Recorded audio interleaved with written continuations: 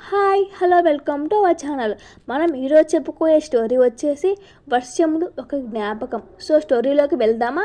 విక్రమ్ ఒక మధ్య తరగతి అబ్బాయి, సాధారణ జీవితం, పెద్ద కలలు. శాన్వి అతని కాలేజీ స్నేహితురాలు.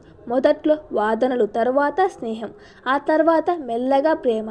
విక్రమ్ ఎప్పుడు నేను మంచి జాబ్ తెచ్చుకోవాలి మన కోసం అనేవాడు. శాన్వి నవ్వుతూ నాకు డబ్బు అవసరం లేదు, నువ్వుంటే చాలు అని అనేది.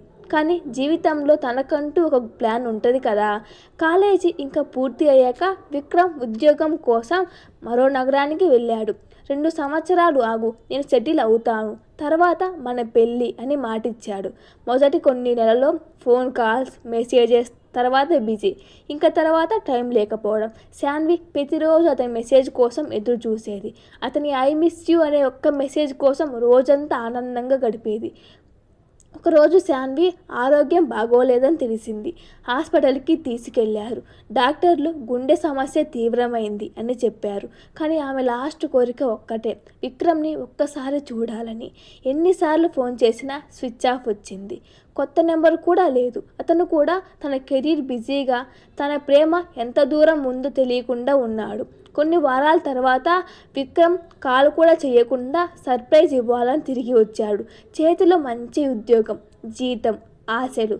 శాన్వి ఇంటి ముందు ఉండబడ్డాడు. అతని కళ్ళు కప్పించాయి. అతను ముందు జనాలు తెల్లని చీరలో ఆమె ఫోటో చూసి, పూలదండలు చూసి ఇంకా పూర్తిగా షాక్ అయ్యాడు. అతను లోపలికి వెళ్ళాడు. శాన్వి తల్లి ఒక చిన్న డైరీ ఇచ్చింది. ఇది విక్రమ్ అనే అబ్బాయికి ఇవ్వమని చెప్పింది అని. విక్రమ్ నేనే అని తీసుకున్నాడు. విక్రమ్ చేతులు వణికాయి. తెరిచాడు. డైరీలో, విక్రమ్, నువ్వు ఆలస్యంగా వస్తావని నాకు తెలుసు. ఎందుకంటే నువ్వు మాట తప్పేవాడివి కాదు, పని పూర్తిగా చేసుకునే వస్తావని. కానీ నా గుండె మాత్రం అంతవరకు ఆగలేకపోయింది. నువ్వు గొప్పవాడి అవ్వాలని కోరుకుంటున్నాను, కానీ నాకు మాత్రం నీ సమయం కావాలి. చివరి పేజీలో, డబ్బు కోసం ప్రేమను ఆపకు, ఎందుకంటే డబ్బు మళ్ళీ వస్తుంది, కానీ ఎదురు చూసే మనసు ఒక్కసారి విరుగుతుంది అని రాసింది. విక్రమ్ మౌనంగా ఆమె ఫోటో ముందు కూర్చొని ఏడ్చాడు. అతనికి అప్పుడే తెలిసింది, సక్సెస్ అంటే డబ్బు కాదు, మనసు కోల్పోవడం, గెలవడం కాదు. ఆ రోజు నుంచే అతని ప్రతి ప్రేమ కథకు ఒక ఉదాహరణ అయ్యాడు.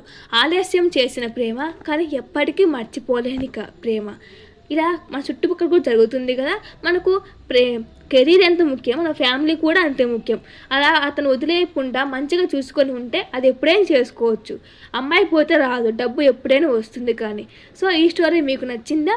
అయితే కామెంట్ చేయండి. Thank you for watching. Please share and subscribe and like.